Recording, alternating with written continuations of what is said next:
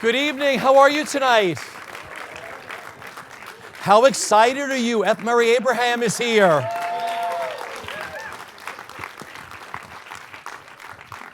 So, thank you and good evening. My guest, F. Murray Abraham, is one of the most respected and prolific actors of his generation, working on stage, screen, and television. He has appeared in over 80 films. Yes, right? Including Amadeus. Amadeus fans here?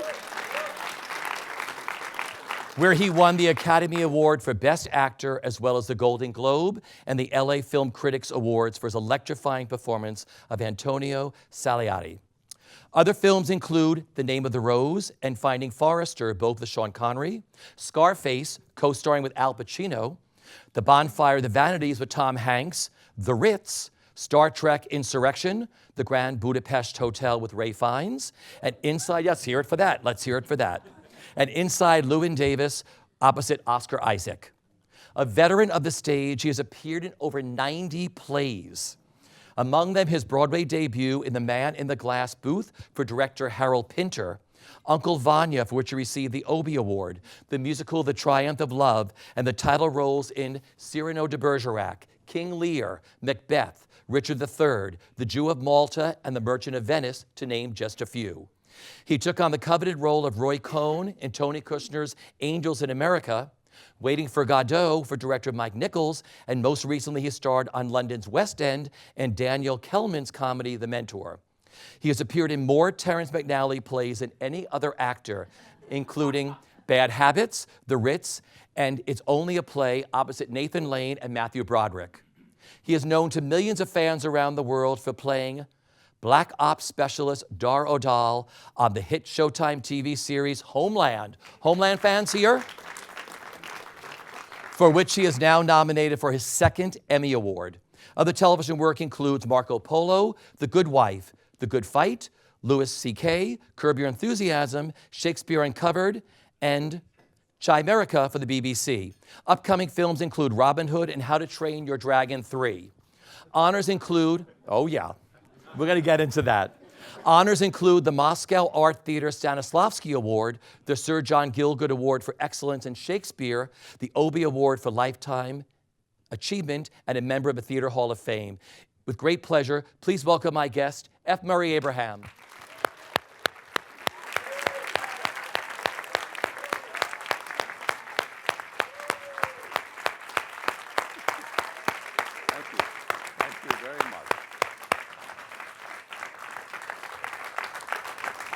Thank you. Thank you. You're very welcome. Thanks for coming. Well, first off, congratulations on your second Emmy nomination for Homeland. You're welcome. This thing about all of these credits in the bio, and it's a little embarrassing because I teach from time to time, maybe once every year and a half. I get a real charge out of it. I gather a class together at the Atlantic Theater Company. I did 2 weeks ago, and I always bring the Oscar with me, and I show it to them, and they all go, you know, oh. And I explain to them that. Winning the Oscar is terrific. I mean, it's, of course, and it's great for the career, but it doesn't make you a better actor. That's what's difficult to explain to anyone, that the work is what we are here about. The work is what it's about. It's the work that never changes. And it's hard to convince people of that because they're trying to make a living. And you begin to think, it's getting the job, but it's also doing the job. And that's really what I'm still not dedicated to, but that's still what drives me. My son just left New Orleans he builds sets for films and for television studios, and he went to L.A. to get away from the. Anyway, the point is, New Orleans is a real party town. It's a great town. But anyway, he went out there, and it was like starting a new career. And he got a job immediately. And for the first week, he was doing work that he really, it was a step up for him from what he had been doing. So it was brand new. And he said that he was really, he was really worried about being able to do the task, do the job. And I said, I hate to tell you this, but I'm successful, and I've really had a lot of experience, and I feel the same way every time I get a job. I hate to say that, you know, like that, but that complacency does not fit into my way of thinking. I wish it did. It would be nice to take a breath and say, well, it's a job, and I'm going to do well. But it's always another adventure. I guess, again, of course you all know what I'm talking about. Well, let's talk about this role then, Dara Dahl. How did he come about for you? Well, it's one of those things. I mean, someone called and they said, we're looking for a new character, and it was opposite Mandy, whom I've known for many years, and the scene went so well that they decided to keep the character. Because didn't this start as just a 2-episode? One. 1 episode. Oh no, Yeah. That's right. It was 2. Yeah. The first one, it was me in a bus. That's all. Yeah. And they paid me. So it was 2 episodes. Yeah. So what do you love the most about playing him? I really like him. I think he's a complex, interesting man. You know, he's not one of those. Sometimes you take a job and you think, well, I hope this one doesn't become permanent because this guy's boring. But this guy's not boring. Yeah. Has this role made you... I always thought Yeah. that. I always thought he was. After we started working on it for a while, I started to think he's actually, what's the word these days for fluid sexuality? Yeah, I felt that he could go in any direction. Yeah. He was up for anything, and I asked I told this to the costume people, terrific people, by the way, and I said, I think he wears women's underwear,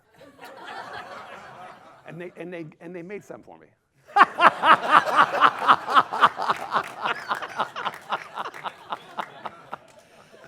Has this role... Don't tell anyone I said that. No one knows this.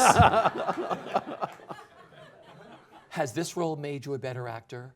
Oh, I can't get much better. Yeah.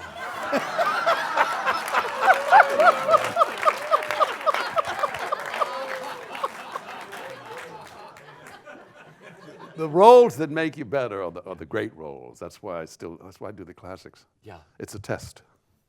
It's me against, not against, but measured up against every actor who's ever done the role, ever. That's how I feel about the classics. Well, let's talk about specific things. What makes Homeland so rewarding for you? Oh, the writing's very good, but also the pay is terrific.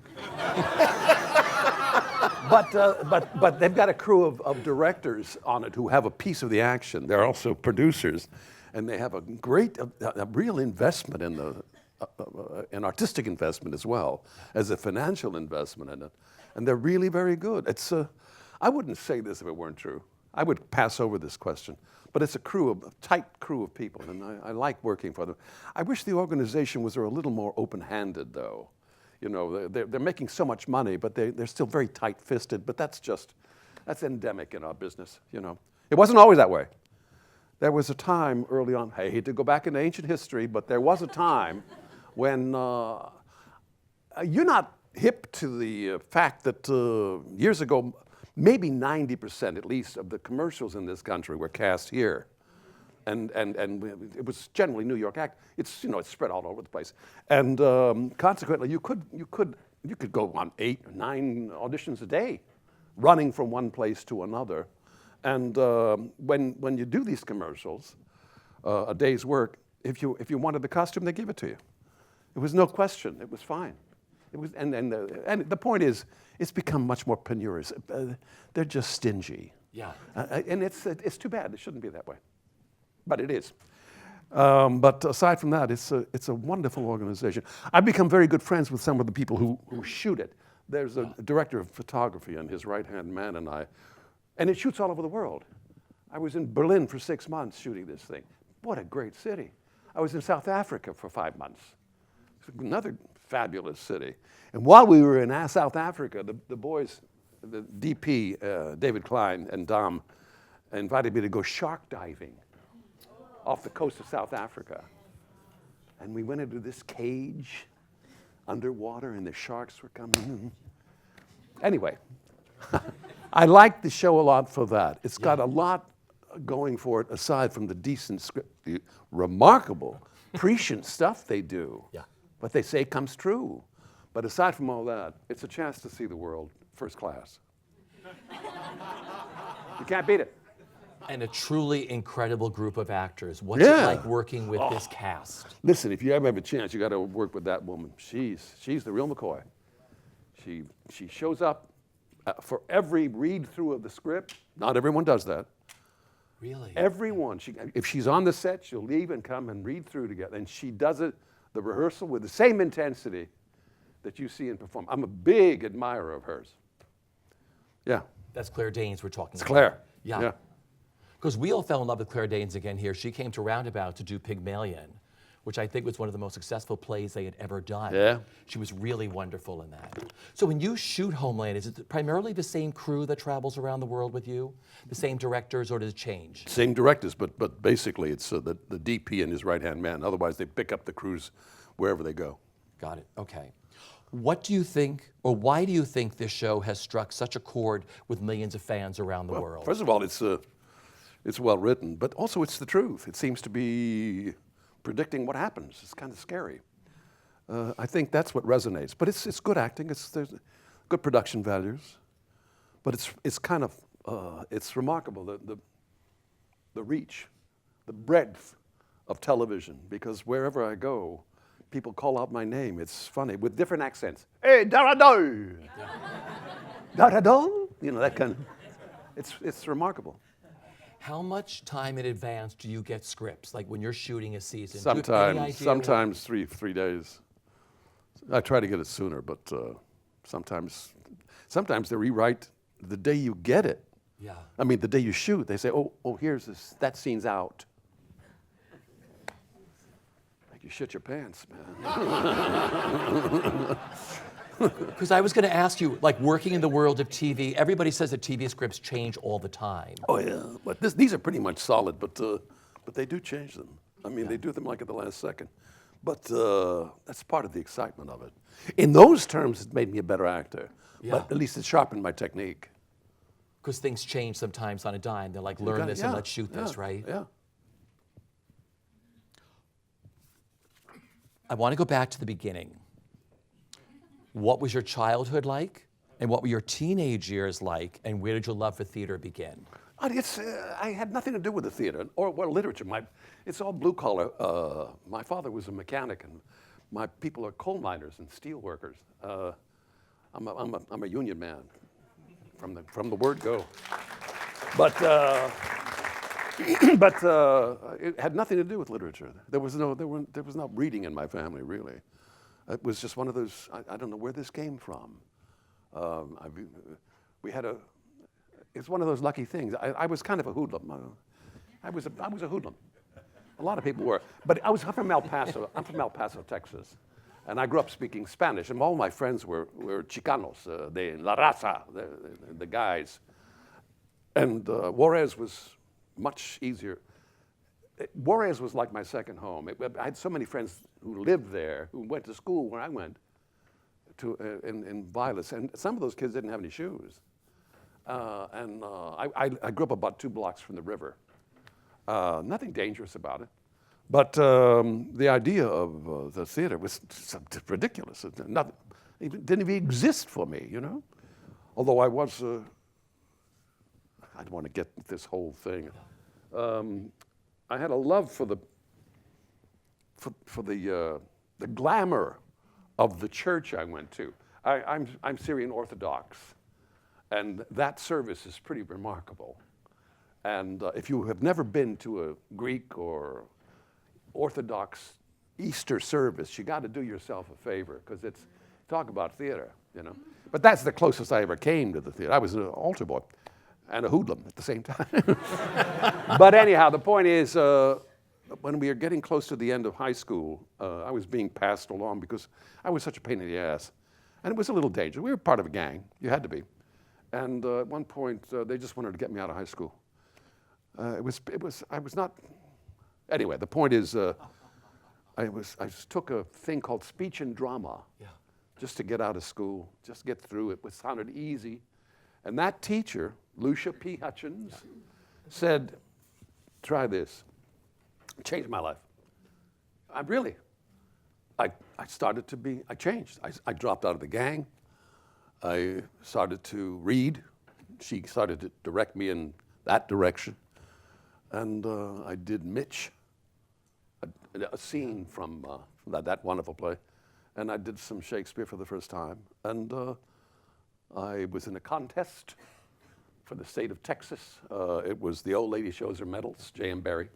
And I won an award, and I got a scholarship to go to school. $100.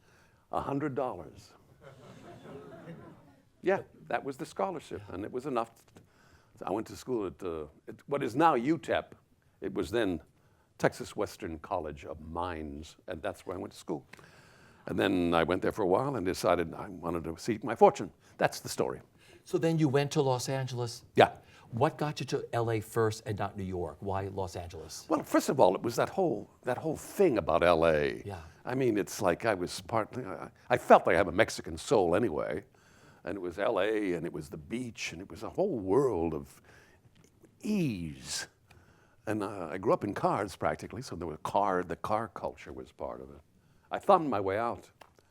I hitchhiked. You could do that in those days. You know, on the road was a very important part of my background, my culture. And I thumbed out there and I got a job parking cars in L.A. on Sunset Boulevard, driving those big cars. It was fabulous. Yeah. And I just horsed around for a while. Did you work early on out there? You made your debut on stage. No, I didn't. I didn't. I kind of hung around and messed around, and I did readings, and I did this. But for some reason, I was just hesitant about committing myself, even though I knew I was an actor, and I kept saying it. I didn't really do anything about it. I guess I was terrified. Yeah. I hate to admit that, but it's the truth.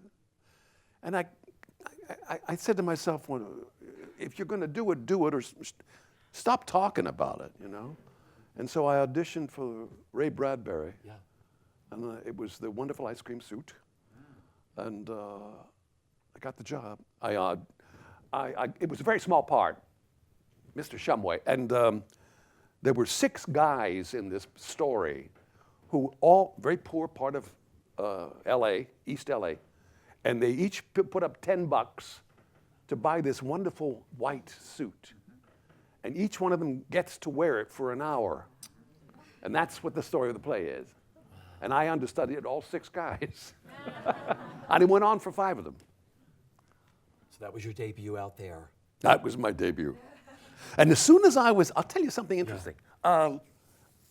Now that I knew I could do it, the show ran for about 6 or 7 months, at least. It was pretty remarkable for LA, I think, the Coronet Theater. And I started to talk to these actors. And I had been working backstage for a while, so I knew actors, but this time they were colleagues. And I was playing someone who I thought was very prim, and I had a mustache at the time. And I decided to make him like Franklin Pangborn. The guy is a very like effete guy and I put some mustache wax to make a little thin mustache. I mean, I did the whole thing. And my colleague said, Murray, if you want to make a success in this business, you can't do that. You can't not look like what they see when they come to the show.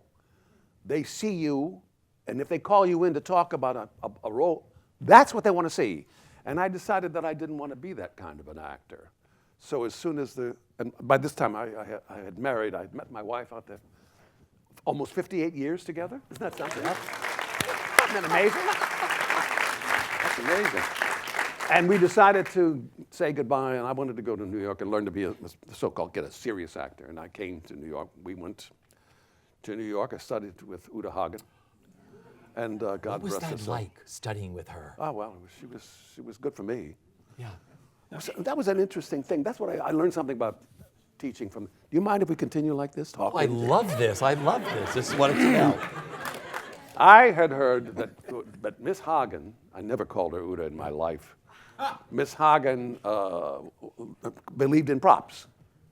So she arranged, I got an audition, got an appointment, and I had this head of, I swear to God, it was a bust of David. It was just his headshot of David, a big old fucking thing, you know, and a bag full of stuff, right?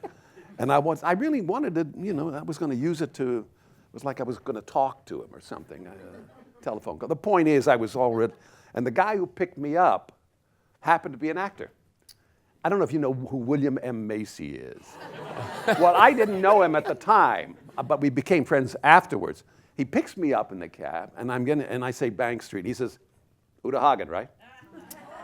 Can you imagine? He knew. And then we read anyway, the point is that I did this part of this scene, and she said, that's enough, I'll take you, that kind of thing. And I became a kind of a favorite of hers, and what do you call them? I turn off on the lights when we do the scenes. But the point is, monitor, thank you. But I was really good at the beginning. My instincts were terrific. I trusted them, and the longer I studied with her, the worse I became. Do you know that feeling? I began to, and I didn't know this was happening. She did, because after a year, she said, you have to leave. She said, because she knew what was happening. What I was doing, in which I admonish the students when I teach, is be careful of the really great teachers, because they're charismatic. And if you don't watch it, you'll fall under their spell, and you'll begin to try only to please them, or second guess what they want, or try to, instead of using what they have to say, what they're telling you, for your own talent and your own instincts. It's a tough trick. But she saw it, and it was awful, because at one point I thought by the end of I think it was a year and a couple of months, I really didn't know what I was doing. You know, I walked into the class thinking I knew everything. I mean, fearless, you know, and then I was just scared of it. Anyway, I left, and I began to find my feet again. Interesting. That's my story of Uta Hagen. I love that. So one of the first jobs you had in New York, which and some time went by. Some time went by, and every time I had a very difficult role with Cyrano. Yeah. I wrote to her and said, I'm reading your book again, and she wrote back and said, thank you for this, and good luck, you'll be a great Cyrano, that kind of thing. Like letters once in a while. And when I won the Academy Award, I went to class with it. And I put it, she put it on, and she said, these things don't mean shit until you win one. But I'm sitting there talking to her, and all of the class, she had the table was on one side over here, and the class was over here. And we were talking, and everyone in the class was facing toward us, but their eyes were all like this, looking at the Oscar. It's an extraordinary icon, that thing. Yeah. You know, it's not that old. What is it? Is it 80 years old yet? Close. It's not 100 years old. 1927. It's not even 100 years old, and it's one of the most famous sculptures in the world. Yeah. The movies, man. It lives on stage in every show you do, doesn't it? Yeah. Tell them. I decided that it was so good for me that I would honor it by having it appear in every play I ever do. And he has. Wherever I go. I performed in Italy. He came. England. And you can't be seen by the audience unless you really look.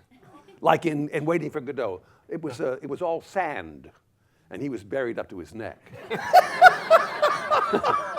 He's appeared in trash cans and drawers. And I give it to the stage manager, and I say, "It's yours. Just hide it on stage." And it's appeared in very, and the costume people make costumes for it. little tutus. And I just did this thing called Good for Otto, and it was about a hamster, and they made a hamster costume for him. He's got a surfer costume. It's really wonderful. That's great. You can't take it too seriously, man, you know. I guess once he wears a surfer costume, you can't take it that seriously. He's got little sunglasses. Well, you made your Broadway debut in Robert Shaw's play, The Man in the Glass Booth, directed by Harold Pinter. How magical was that time in making a debut and working with Harold Pinter? It's a great story. I was doing something for called the New Theater, I think it was then in those days. And they were producing this play that Harold, I can call him Harold because we became friends long distance. Years later, when we were doing the 25th anniversary of The Caretaker, he came to supervise the production. He really cared about his work. He's a wonderful man, but very stone-faced, with these marvelous dark eyes. And he was a good-looking man. And the audition, it was a big company. I don't know if this happens very often unless it's state-supported, but there must have been 16, 17 people in this company. And my role, the one that I was up for, was of a tailor. And the scene was, I show up briefly, I measure him, I have a few lines, and then I'm off. And then I had two more appearances, one as a guard and one as a witness from South Africa. The point is, the audition was in the theater, and I was introduced to him, and I was nervous, trying to be cool. He says, how do you do? How do you do? How do you do? How do you do? I said, hi. He said, well, what are you going? If you'll get up on the stage. I said, so do you want to hear some Shakespeare? I don't know why I said that.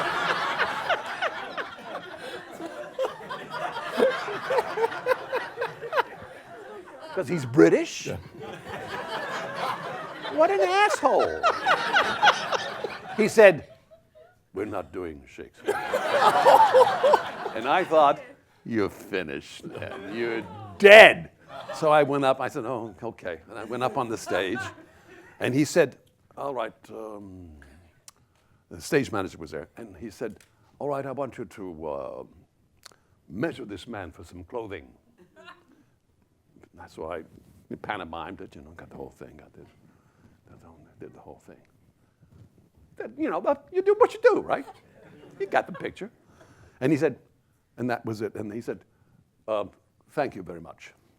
And I said, that's it? And he said, this is a true story. He said, I think we've seen what you can do. And I said, I don't feel like I've done a goddamn thing! And I left. And that afternoon, they said, he wants you to be in his play. Oh. True story. That is a great story. To Harold Pinter. Yeah. All right, we're going to talk about auditioning because I've asked a lot of stars this question. We have an audience full of actors and watching around the world who say, I'm a good actor, but I'm not always the best in the audition room. Uh-huh. What is your advice to people in the audition room? Yeah. Well, I just told you, didn't I? This thing about the movies and meeting people for parts, I don't audition anymore, but I still meet people. They want to know you. They want to know if they can get along with you. And I keep forgetting that aspect. I saw a very important director, maybe 3, 4, 5 months ago, whatever it was, and a director I like. And I'm sitting in his place in L.A., his office, and a nice enough man. And it seems like we're getting along. And at one point, I don't know how to explain it, but something just stupid came out of my mouth. But what it amounts to is that I had found out and decided at one point, you can't go into this thing angry that you have to go through this. And it's easy to say. But it's like, why doesn't he know who I am? Why doesn't he recognize my talent? And me going through this, like I say, 5, 6, whatever months ago, with all the body of work I've had behind me, I proved myself. At one point in that, just little friendly discussion, and it was really, we're having a pretty good time, I felt this thing happen. Fuck you thing. You know? Guess who didn't get the job? The point is, my point is well made. What you have to try to remember is that they have you in there because they don't know what they want. Or if the role is already taken and they're just going through the motions because SAG-AFTRA says they have to, that's still your opportunity to be seen. Now, what is it that you have to offer that they've never seen? You. It's the only thing that they have never seen before is what you are. And that's what you have to tap into. Easy to say, but that's it. And they do want to be surprised. They do want to see something new. And if they've got the role already cast, at least if you present yourself as that kind of, with that kind of mentality. You're not there because you're pissed off, you don't want to be there, you're there because you want them to meet you. And if you can think of it this way, you're auditioning them. Yeah. Do I want to work for this schmuck? I mean, you see? Bad attitude. Because some of them are not schmucks. But you know, my point, you get my point. But and we all know this, but it's just doing it. Yeah. Sucking it up. Don't make excuses. Oh, I came through the rain. Oh, I lost my thing. You don't want to hear that. They want to know who you are. And even if they seem to be just not even listening to you, that's all right. Yeah. Thank you very much and leave when it's finished. I mean, it's also, Al Pacino told me that he liked, he saw that as an opportunity to act because for years he and I, we weren't getting a job. And you have to act where you can. And that's how he viewed that, as an opportunity to rehearse. I have no more advice than that. If I knew all, the right answer, I wouldn't have blown so many opportunities. I've done a lot of that. I don't regret it. It was mistakes. But you don't have to make those mistakes too. That's some great advice. Thank you for that. Really wonderful. Please don't. You knew that. You knew that. Come on. You had this glorious career on stage, screen, and television. So let's chat about some of the highlights. Take anyone. It's got ice in it. That's the ice one. These are the non-iced. Let's talk about some of the highlights and just tell me what comes to mind. A memory or a story. Highlights of what? Your career. Oh, Jesus. Well, you have quite a history with renowned playwright Terrence McNally. Yeah. You have done, what I told them earlier, you've done more Terrence McNally plays than any other actor, right? Yeah. It's great stuff. Great. He's a friend. He also is a neighbor right on the street from me. But there's a play that I did with Helen Mirren. One of the great ladies I've ever known, ever worked with. But we did this Turgenev. We did Month in the Country. When it was up at above the Bond store, they used to have a theater on the second floor, and it was a big thrust, and the audience was just about where you are, that close, just like this, and it was this big thrust, and there were these tedious, long speeches that she had. I had a great part. Spiegelski's a wonderful part, but she had she had a big shawl, and she would walk and talk. Make these long speeches. And this was a subscription audience. So generally speaking, the matinee audiences were older people who came in slept. and Helen would do this. As she was doing the speech, she'd take off her shawl and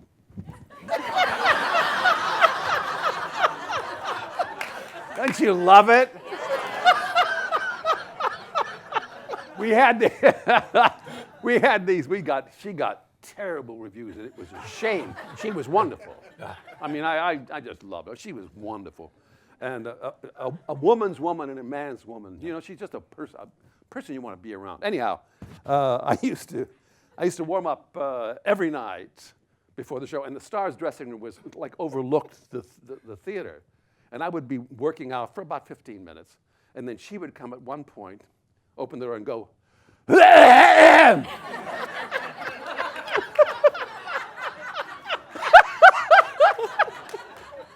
play, the reviews were just scorching. But she, we began to try to make each other break up. A corpse, they call it, but laugh. And a rubber chicken began to appear. But she wouldn't break. But it was a pretty sizable rubber chicken. And we had these clothes. It was what was it, 19th century? 19th century costume. Big voluminous, and I played the doctor. And I had this big briefcase, big doctor's briefcase. And this is a true story. I had the briefcase here so the audience couldn't see. And I didn't pull the chicken out of this case. I pulled it out of my pants. That got her. That is. And it's only a play. Well, let's speak about It's Only a Play and Terrence McNally. The last Terrence McNally play you did was It's Only a Play. It was a monster hit, right? Yeah. Yeah, tell the audience who you did that show with. Oh, gosh. Nathan Lane. Yeah. Matthew Broderick. Oh, gosh. Stockard Channing. Stockard, but Megan also Mullally. Stockard was sensational. Yeah. If you didn't see that performance, I'm sorry for you because she was brilliant. I mean, we all got a hand when we came. It was a great entrance. You know, it was really marvelous. It was a stairway going up to these big double doors, and every time someone came on, everyone would applaud, mostly for Nathan. Every single time I was explaining that we would count afterwards. 7, 8, 9. Every single time.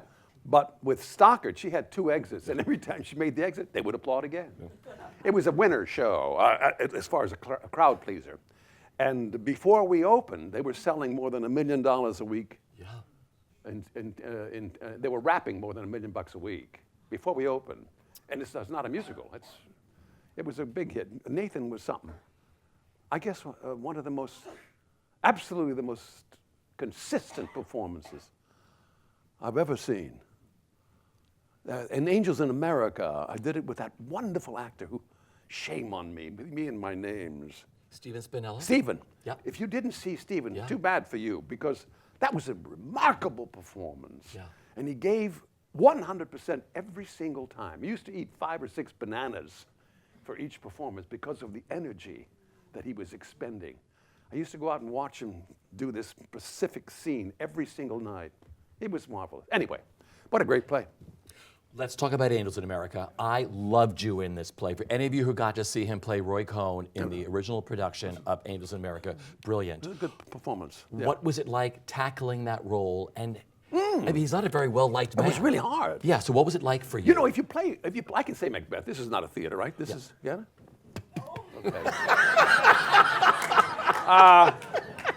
I've played some bad guys. Yeah. I played a lot of bad guys, and it's not a big deal. You work it out and you do it. But playing someone who, a historic figure with whom you have a connection, it's hard to do because I couldn't get past my dislike of that man. Yeah. And I mean, it's a terrible thing for an actor to admit, but something was getting between me and accomplishing the character.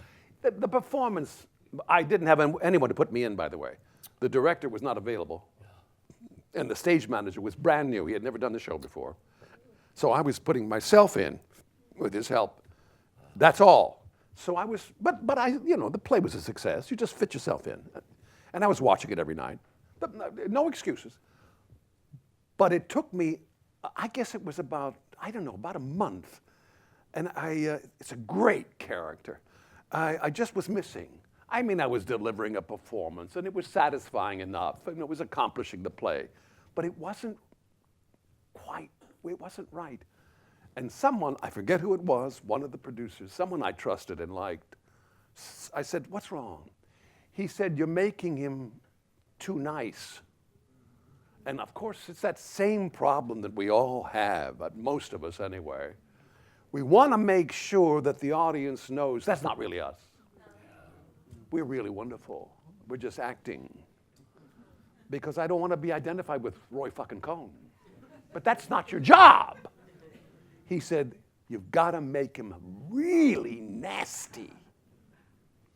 You can cover him with being charming, but he is a prick.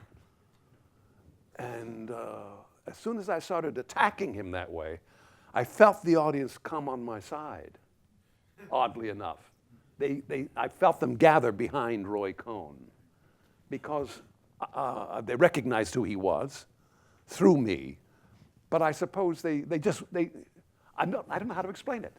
I guess the more vicious you make the Scottish character, the more accomplished, the more satisfying he is. Richard III is easier, I think, than the Scottish play because he's charming. He can be funny. There's nothing funny about, the guy, Mac. But I don't want to carry on too much. I don't know if I could play Hitler, for example. I've seen good performances of it.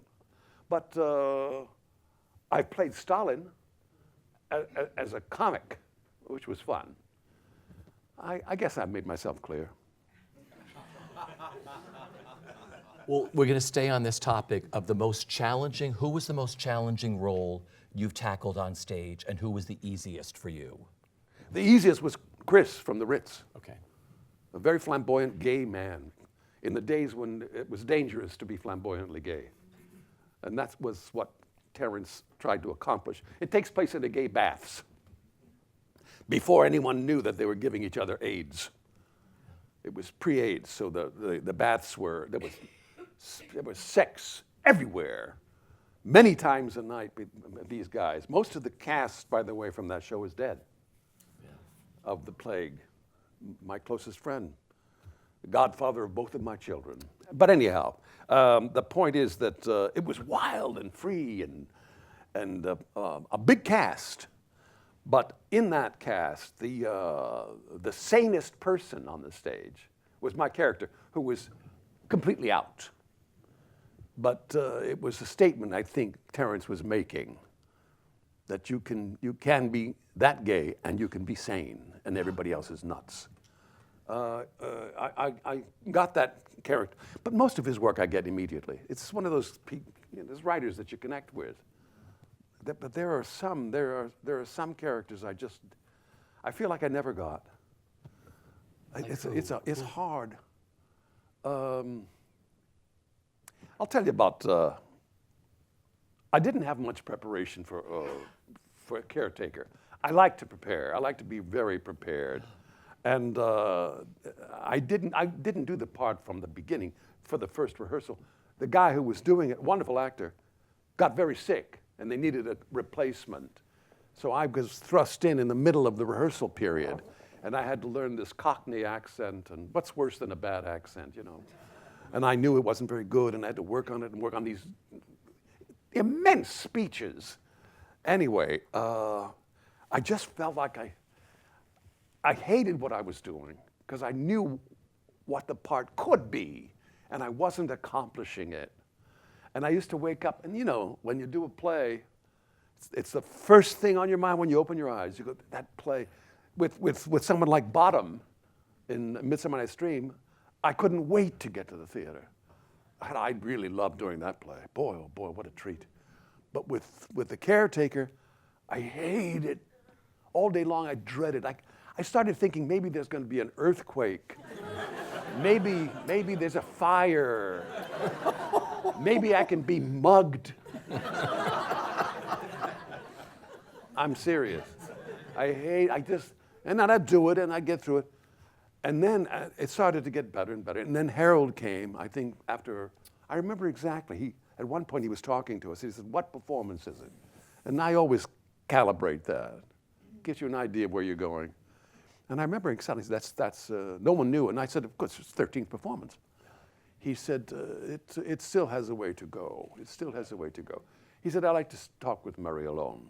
He was really just, And he sits there, and I was gushing in my dressing room, and here was Harold Pinter, and he had come, and he wanted to be alone, and I was saying this, and he had he looked a bit like my brother, God rest his soul. Really, they had the same eyes, and I was telling him about this and that, and at one point he stopped, he reached over and he did this. He said, "It's a great part, isn't it?" I thought, this is a playwright. He wants to hear that. It's a great part, isn't it? I said, look at that. Yeah, yeah. I said, yeah, it's one of the greatest parts, modern parts ever written. And he said, he gave me a few things to think about for the show. And that's when it finally began to improve. Anyway. That's great. But It was hard. It was hard. Yeah. But have you ever been in that position where you know you're not any good? What's worse? Oh God! It's like a very bad date. I mean, you're taking your clothes off and you think, I don't want to do this. I thought I wanted to do it, but maybe there'll be an earthquake.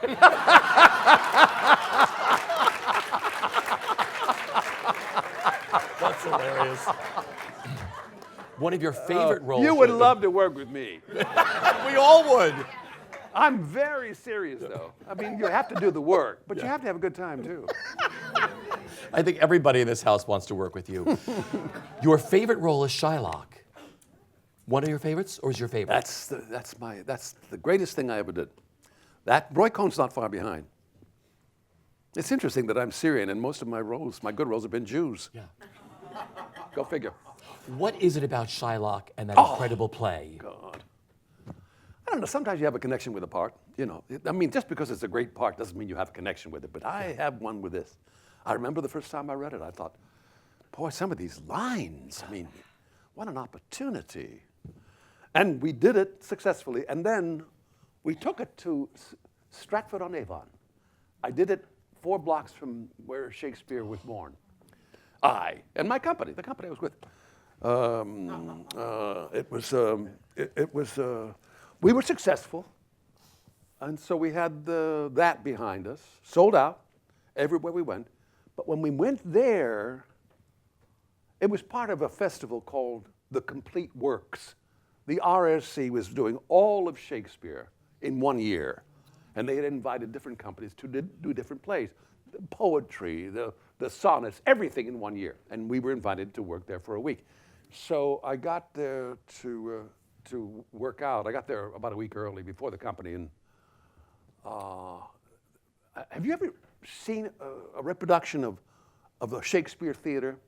The stalls are like straight up, and there are 3 of them, three levels, and there are 2 rows only of seats back here.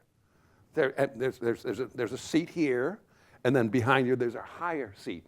And when you walk in, it's a different thing. You suddenly have to play up. You have to do this. And then when I get goosebumps when I think about it, because it elevated the performance. As I say, we were very successful. This was a different charge. This was a different lift. And when I went out for the first time, and I saw these people, because these people loved Shakespeare. They came to see Shakespeare. That's why they were there, from all over the world. And they were doing this, they were doing this. All these heads, show us. Give it to us. It was fabulous. That was a real experience. That was an eye-opener, because I was good in that part. I was really good. But it was something else when that happened. That's something to say about the space you work in. That's something I try to clarify. We always hear it, you know, when you're giving a class, or you're coming from someplace, you're going into someplace. Establish the place for yourself. That's another thing about auditioning. Establish the place for yourself. Make it your own. If there are 2 chairs, make sure you select the right chair. Make sure you sit in such a way that you are comfortable. Establish your place. It's yours. There was a wonderful story. Ken Kesey, good writer, he had agreed, this is years ago, he had agreed to teach a class, a writer's class. And after he did, he said, what have I done? I don't know anything about teaching a class on writing. And it was going to be in his barn. They were going to gather, and I think it was 8 or 9 writers, proven writers, of course. They were screened. And he said, this is what we're going to do. We're going to, each of you is going to create a character. And this is going to be a character-driven story. Your characters are going to drive this, whatever plot happens, your characters will decide it. And they grumbled and they started. And after about the 3rd week, things were going. And I think in the 4th week, one of the writers couldn't come. And the week after that, when he showed up, the other writers had killed his character.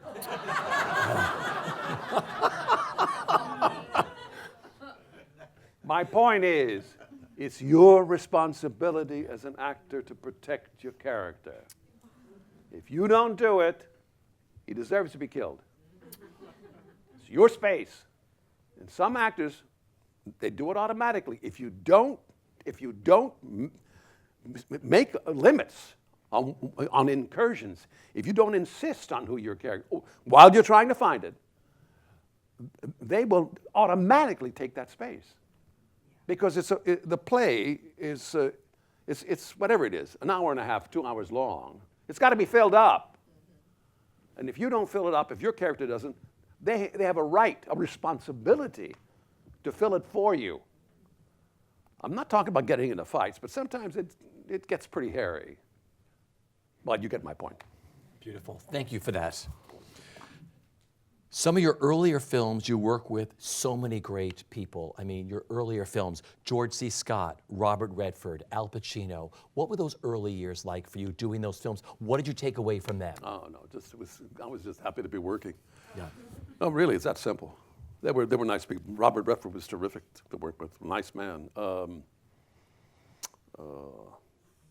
It was fine, everything was fine. Sidney Lumet was terrific. I never worked with him again, though. Darn it, it was a shame. We did Serpico, and Al was. We had known each other. We weren't friends, but we had known each other. And he's a very generous actor, and I had a very small part in it. And he said, he would say after one of the little scenes, "Did you like it? You want to do it again? Do you feel?" And Lumet just was. Let's get it done. Let's go, because he knew exactly what he wanted. And there's a scene, the one I'm in with him. We're in a car, and it's cold, and we're all in there, and he's about to go get shot in the face. And we shot this I think it was the Lower East Side before it got built up. It looked like a disaster area, and that's where we were shooting this. And it was, if you look at the scene, you'll see it's all like it was almost 100 degrees. So all that stuff you see is acting. It was really good too. Yeah, it was great. It was like class. Yeah. Anyway. When you started working in film, did you grasp the art of acting on film right away? Because I love to ask stage actors. No. But what we did, I don't know what you do now. Well, now the equipment is such that you have available to you, because it's not terribly expensive like it was then. It wasn't even available. Yeah. To see yourself on film, that's important, to see what you look like, see how you come across. But in those days, the cameras were ponderous, and we had tape, those canisters of, what are they called? Videotapes? VHS. Thank you. And we used to do commercials. Yeah. But what's happening with commercials is that I would ask, they were very generous. I said, could I have a copy of my audition? And then I built up this reel, and I would watch myself to see how I came across. But you can do that yourselves now. And it's important that you do, in case you haven't had that much experience in front of a camera. Do the scene, do a monologue, a piece of a monologue, as though you're on stage. Do it full out. Then take a look at what it looks like. That'll tell you immediately what you have to do to make the adjustment. That's wonderful. You received the Oscar and just about every other conceivable award. You know where I'm going, everybody go right ahead. And accolades for your brilliant performance in the film of Amadeus for director Milos Forman. Yeah. How life-changing was that film? Oh, it was life-changing, sure. The problem that I faced with that was that I really became very, very full of myself. And it's a danger. Because in Europe, I was treated really like a prince. And I was getting these amazing offers for not very good films. But I got some good offers here from some great directors. But I refused to do any supporting roles. I said, I'm no longer a supporting actor. And there were some wonderful films, which frankly, I should have done. I didn't have good enough advice, or I was just too full of myself, hubris. And I was so sure I wasn't being hubristic. I was sure I was being above it all. And I was, I really meant it. I won't go into the films I didn't take. I will tell you that there were some great things that were offered if I had only not been such a jerk. But I thought I was doing the right thing. I really believed that. There was a commercial, for example, for, I don't know, like IBM. And it was a big makeup. They offered me $100,000 for a day's work to do, and I was broke. But I had quit doing commercials years before. I said, I don't want to do any more commercials. I think it's making it too slick. I want to be known as a serious actor. I really did that. But the point is, it was for me. It's not for the world. It was because of my mentality. I wanted to be better. Anyway, the point is, they said 100,000. You got to play Leonardo da Vinci. It was going to be this makeup and this, and this would be like one day's work, more money than I had made in the last 5 years, practically. The point is, I didn't do it. Ian McKellen did it. I mean, he was smarter than I was. But anyway, he was established enough he could do that. The point I'm making is we do what we do. You wonder after that before. But in Europe, it was another thing altogether. I had these offers to go all over the world. I mean, I can't tell you what it's like to go. I think, let's do a movie in Sri Lanka. Let's do a movie in Budapest. But it's not just a movie. It's suites. It's a personal driver who's available to you 24 hours a day. It's all this money. It's per diem to drive you crazy. The point is, I was doing a lot of really terrible movies. I mean, not terrible, but they were not these giant Italian extravaganzas that people like John Gielgud would be part of. He would do 2 or 3 days' work, they'd pay him a lot of money, and then use his name. So it wasn't that I was the only one who was whoring himself. I was in good whore company. But it was a lineup of these international celebrity stars. He was a very nice man, by the way. Yeah. But Burt Lancaster was wonderful to work with. But my point is, I got to meet all these people, which was, I'm starstruck, you know. And I was making some money, you know, putting it away for my kids' education, that kind of thing. I'm not ashamed of it. But now, I mean, people ask, how could you? Well, you do it. Yeah. And besides, there's always the theater. There's always the classics. Yeah. Because the week after you won the Oscar, did you return to the Mirren Theater Company and work with Geraldine Paige, right? Yeah, we did. Mad Woman of Shio.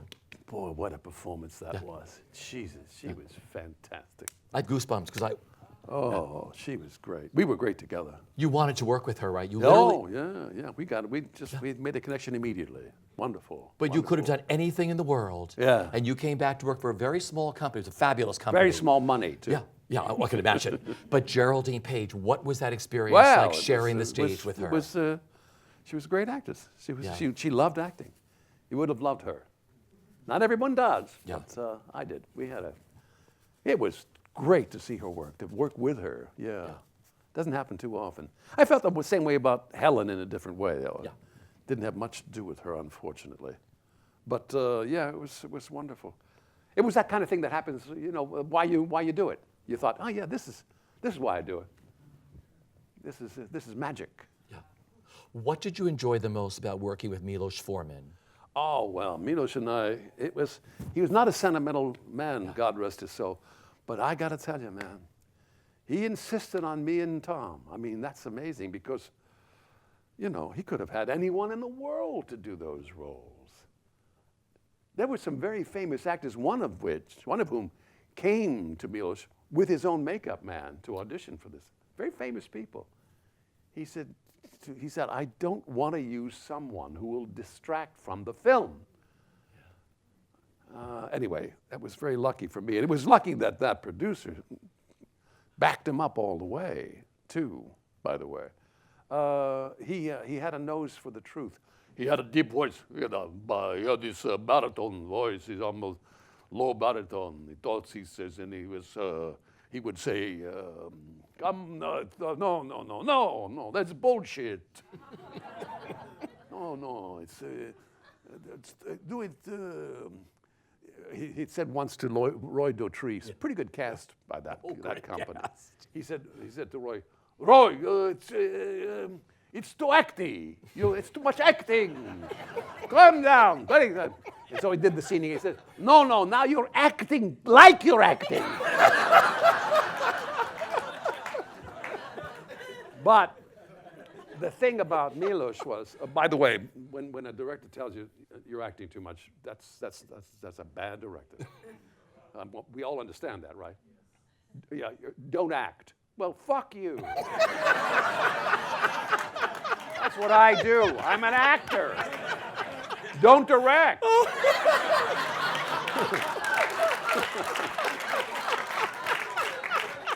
Don't act. Anyway, but the thing about Milos was, if I was going in a certain, with a script like that, though, it's really hard to lose, hard to miss. That's a great script. Take a look at it one day. And I would be doing something, and he would be just very simple, and he would talk and say, try this. But it was always, you know when someone is full of shit. You can smell it. It's like you think, they don't know what they're doing. We've all been there. But with Milos, he had a nose and an ear for the truth. And after a couple of sessions, you realized you could trust him completely for you to get the best that you had to offer. That just doesn't happen often enough. I felt the same way about a man whose politics I really hated. I really can never forgive Elia Kazan for what he did, but what a great director. I mean, his communication with actors there are too many consistently marvelous performances in his film. He was a great director. Yeah. There aren't that many, I think.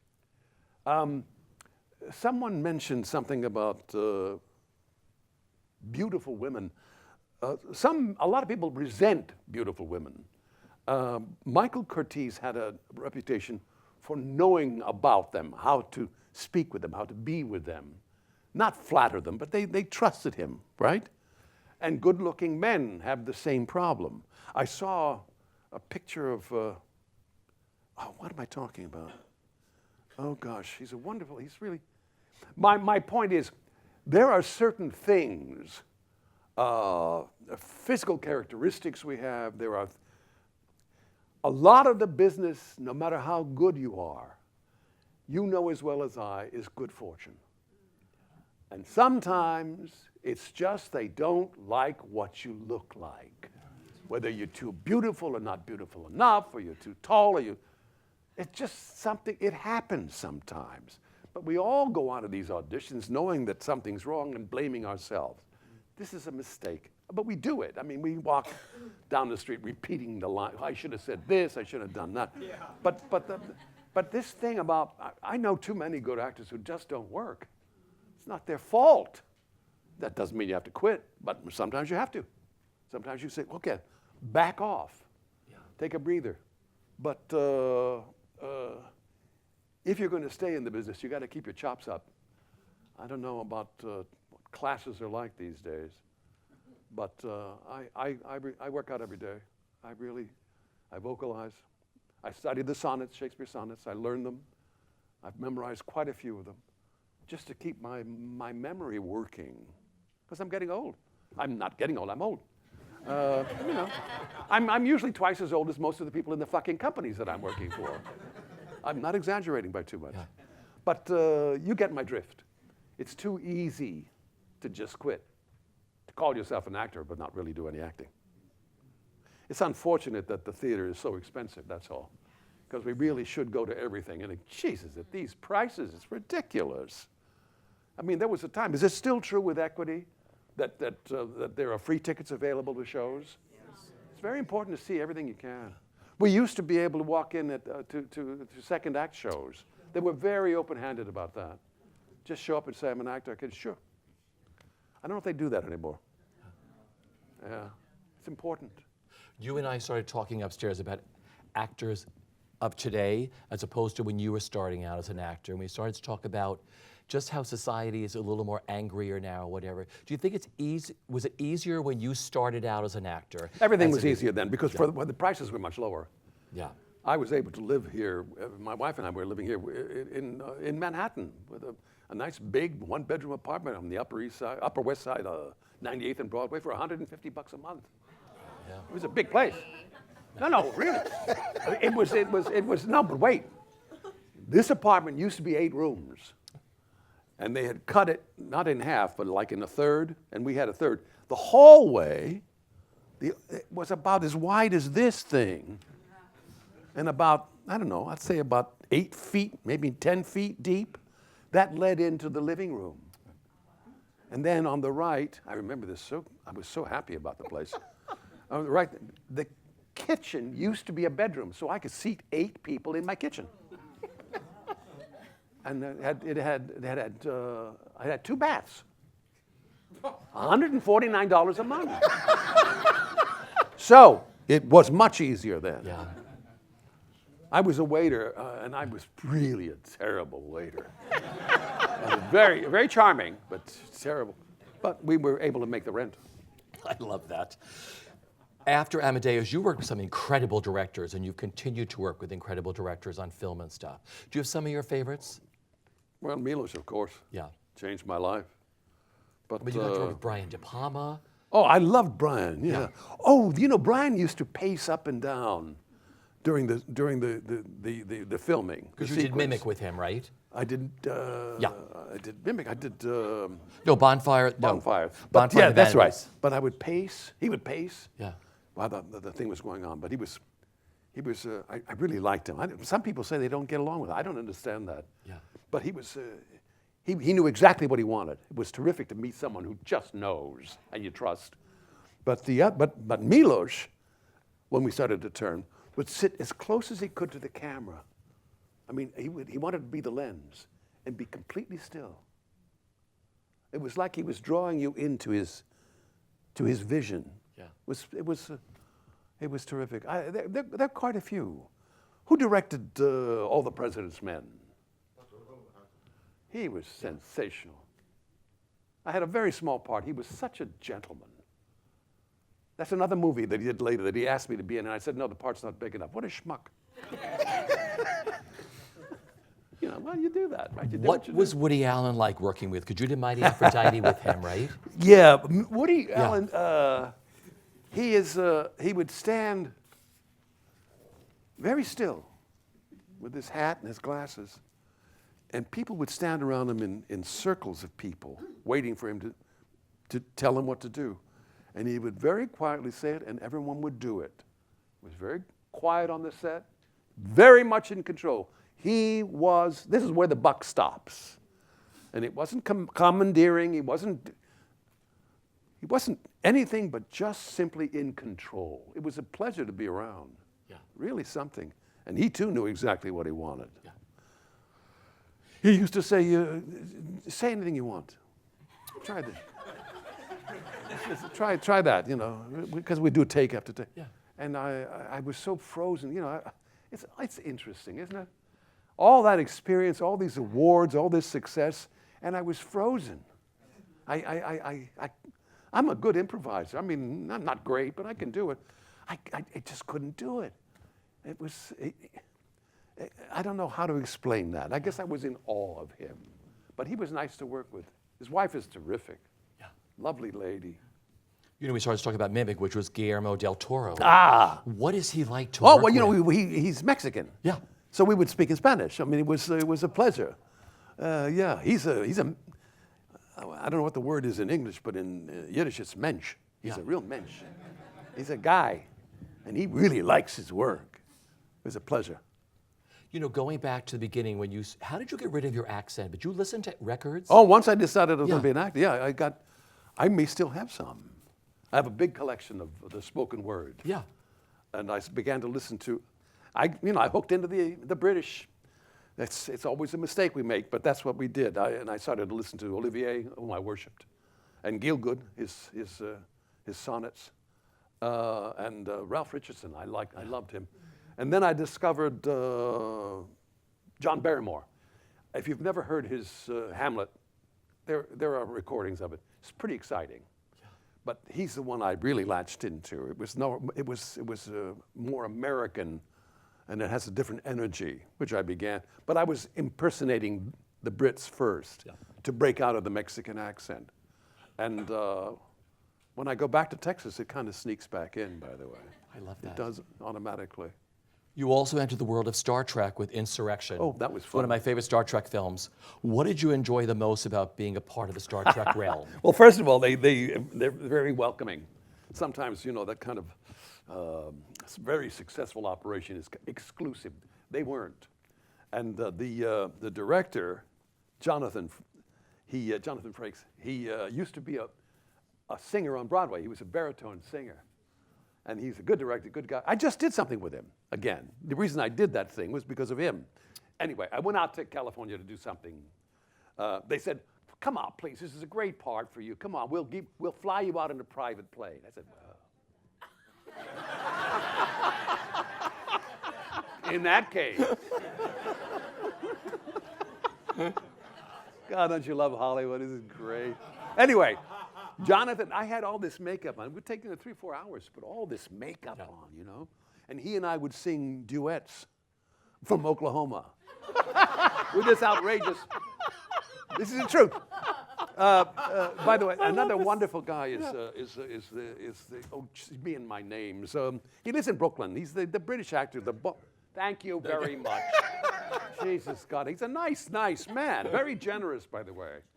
He has a lot of Patrick Stewart. He established he quietly has established some real important foundations. By the way, the first one was for battered women. Yeah. His mother was one of the battered women.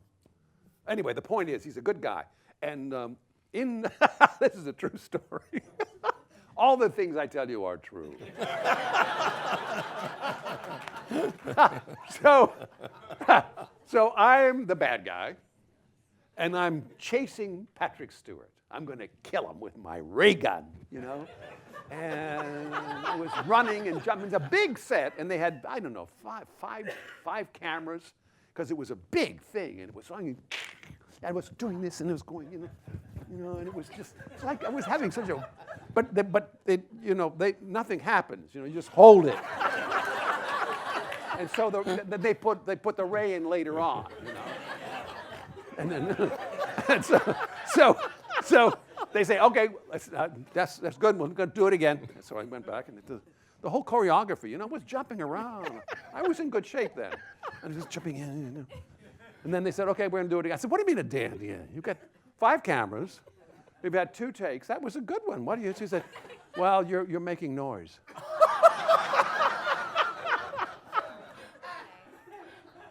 I'm an Academy Award winner. What do you mean?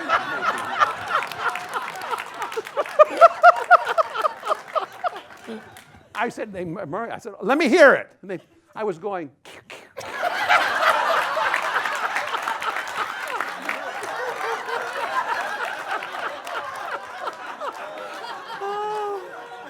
$300 million motion picture.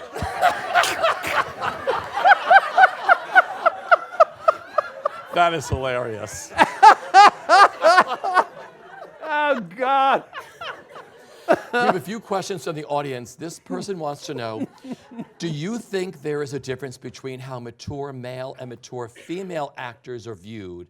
If so, and is it ever too late for a person to pursue an acting career? Oh gosh, that's tough. I mean, for women, it's really tough. Yeah. Not that many roles. Well, we're seeing more and more women directing, producing, writing.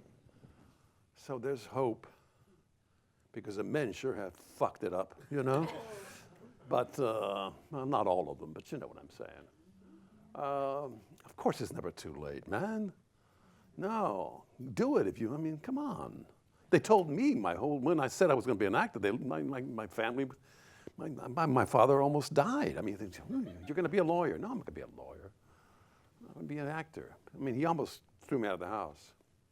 Anyway, no. Oh, what did Chekhov say to his brother when his brother asked him if he should write? He said, if you can live without it, don't do it. Yeah. I can't live without it. It's that simple. Yeah. And if you want to pursue it, then you will pursue it. What do you think? You dissuade someone? Go ahead. Break your heart. Beautiful. Right? Yeah. Another question is, how did you... That's what's hard for people to understand. Yeah. Yeah. That it's you that is rejected. And when people talk about, excuse me, this thing about, oh, go ahead. No, go ahead. When people talk about, how do you teach acting? They say it that way. How do you teach acting? Well, how do you teach music? Yeah. It's a discipline and it's a technique. This is the way you hit all of these notes in music, and I'm going to try to help you to hit certain notes in your acting. What is impossible to teach is inspiration. And that's where I think that people forget that the difference between how can you teach acting? You can teach people how to do something so that it looks better, so that it works better, what they can physically be aware of, how the difference between this kind of thing and this kind of thing is a very different thing, how it affects your voice, how it affects who and what you are, what happens when you wear heels. Your voice does change. Everything changes. If you begin to be aware of these things, that's what I think teaching acting is, as well as helping out with, motives and intent and all that stuff. But the reason you're doing it all is to find the inspiration, as far as I'm concerned. Beautiful. How did you prep for Nathan the Wise? Absolutely brilliant. Gee whiz. I love that part. I really believed that character. I believed him sincerely. That's all. It was not hard. It was hard to, it was not hard. Yeah. Some things are, but that wasn't. Yeah. Yeah. You returned to London's West End stage after 21 years, starring to great acclaim in Daniel Kelman's play, The Mentor. How much fun was that? And what did you enjoy the most about working on that new play and being back on the London stage? Well, there's nothing like a new play. I love the classics, but there's nothing like a new play. If it's a choice between the classics and a new play, I'll take the new play every time. Try it out. See what makes it fly. Yeah. It was wonderful. There's some great speeches I had in that play, and I liked the theater, and I liked the producer. She's a very important producer. I didn't know that at the time. We had done the play originally. Daniel Kehlmann wrote the most successful European novel out of Germany since Perfume. It was hugely successful. He's a young man, lives here in Manhattan and Berlin, and terrific guy. I keep saying these terrific things about people. There are certain people I don't mention. If you may have noticed. The point is, he's a good guy. And we did it in Bath, a magical place. And it was a success in a 100-seat house, a little tiny theater. And this woman picked it up. She wanted to do it at a place called the Vaudeville, on the Strand in London. And it was 2 or 3 doors down from Kinky Boots. Huge crowds. The crowds stayed away from us in droves. But never mind, I got nice reviews. The point is, the play didn't quite come together. But she had real class. she runs 5 theaters, 5 of the most important theaters. She's this unassuming woman about this big, and she just was ecstatic about the play. She was so sorry that it didn't work, but she insisted on keeping it open. And what she did was import a children's show, a successful children's show, into the theater in the daytime so that we could stay open for a while. Wow. She is the producer of the Harry Potter plays. So she's no slouch. But she's just this person who loves the theater. And she had to leave to go up to Scotland for the Fringe Festival a week before we closed. But rather than just say goodbye, she gave us this lavish, expensive party. That's really, as far as I'm concerned, that was almost unheard of. And it kind of renews your faith in certain, like in producers who do care enough to do that kind of generous, very good wine. I know something about that. And it was Sonia Friedman, wasn't it? Sonia? No, it was Nikki. Oh, okay. Nikki. Yeah. Wow. Anyway, my point is, they're not all jerks. They really aren't. Recent, you did one. Oh, by the way, one of the things about the British actors, I asked the woman who was in 3 Tall Women, the British lady in 3. God, you see how I am? I love this. They all know who you're talking about. I'm old. I forget. What the fuck, She did a little symposium, and I asked her, what is the essential difference between British actors and American actors? And she said, with the British, she was very forthcoming. She said, British actors are a little removed. With American actors, it's the most important thing in the world. And what American actors do is go to class as professionals. They don't do that in Britain. It's an interesting comment. Yeah. One of your recent projects was the television adaptation of Lucy Kirkwood's play. Is it Chimerica? Yeah, Chimerica. I mean, look who you, Cherry Jones, Sophie Okonedo? Yeah. Yeah. And Alejandro Nivola, right? That's right. What was it like? He was in Month in the Country with us.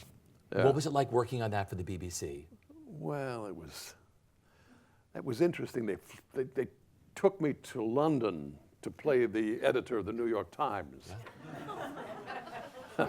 but I was staying in a. Sometimes the perks of the business are good. When the business is good, it's very good.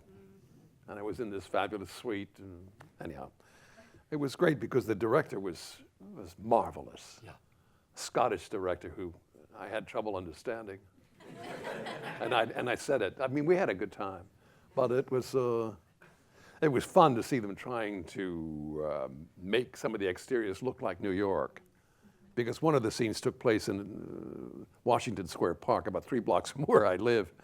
I went to London to shoot it, but when you ask what it was like, you mean what was the difference? No, just working with that cast, working on Lucy's play. No, Cherry and I go back. We did Lear together. But when it's good, it's good. She's a terrific actress and a good person. Yeah. So what can I tell you? When it's good, and that was good.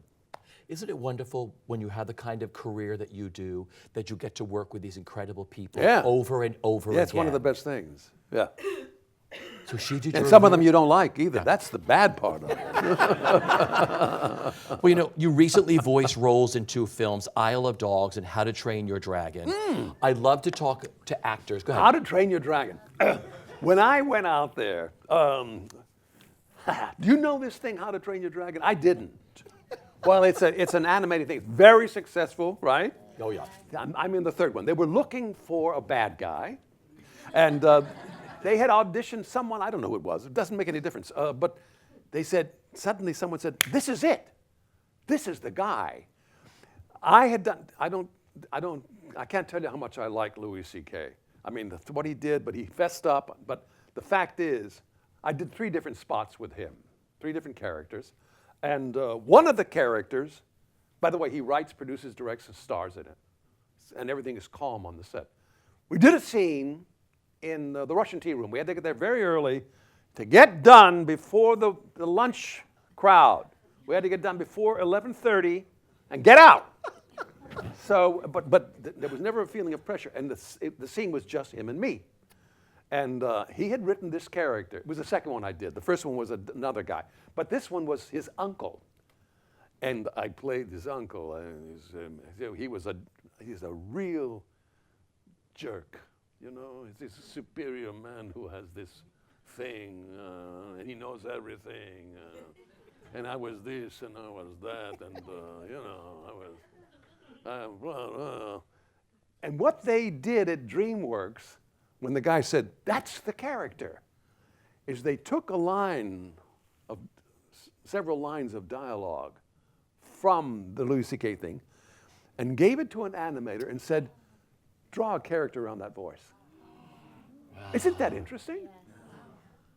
And they drew it, and then they said, "Ask Mr. Abraham if he would be interested." And they sent me this thing, which has all these disclaimers, like this. You know, it's like Mission Impossible. This will explode in 30 seconds. You know. No, it has a time code. You know, and it'll vanish. Anyhow, the point is that. I saw this character and I heard my voice in this character that was someone created. And the adjustment that I went through was to do the voice that I did, but I had to make an adjustment to the face that I saw. It was an interesting acting exercise, by the way. I don't know how to describe it, but the voice had to adjust again to that. And I was delighted because the pay was good. And it was about a 3-hour session. It's tough, solo, 2, 3, 4 hours. I don't know if you've recorded books, but anyhow, we can talk about that too. But then they came back and said, "All right, we have to do another session." Me too. I've done 4. Suddenly the pay was not so good. I mean, you know, the pay is good, but there's going to be residuals if it's a success. The point is, when I went out to L.A. 4 weeks ago, it was to do that thing with Jonathan Frakes, and it was this thing. And I said, well, since I'm out there, can we do the next recording at DreamWorks? Because I'll be there. They said, yeah, come on out. What an operation. They got 800 people working there. Are you surprised? I guess not. I was shocked. They have 800 people. They have usually 200 guests coming through this whole complex. A lovely layout. Yeah. And they feed them all lunch every day. Free lunch. Anyway, that was a new experience for me. That's interesting, isn't it? After all these years, that was a completely new experience. It's great. Do you enjoy that, doing the voices for these characters? Oh, yeah. now? Are you kidding? Yeah. Yeah. Wes Anderson is... There's a director you want to meet. Do you all know the Little Prince? Yeah. He is the Little Prince grown up. It's really...